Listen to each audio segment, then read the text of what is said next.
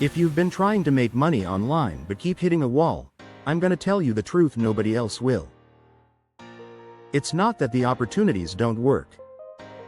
It's that you're treating every opportunity like a lottery ticket. Here's what I mean. Most people try something for 2 weeks, drop shipping, affiliate marketing, YouTube automation, whatever, and when it doesn't blow up overnight, they quit. But every successful creator, marketer, or side hustler I know did one thing differently. They picked one lane, and stayed there long enough to get good at it. You can't win at a game you keep quitting. If you want to make money online, stop chasing new methods and start building a repeatable system. That means one traffic source, one offer, and one consistent process you test, tweak, and improve. The real money doesn't come from jumping on trends.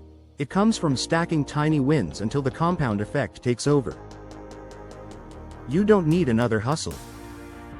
You need a commitment window, 90 days focused on one system, no distractions.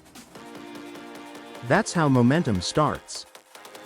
So if you're ready to finally break the cycle, comment, "Focused," below, and I'll show you exactly how to choose your one lane in the next video. Subscribe to Modern Money Manual for realistic money advice that actually works in 2025.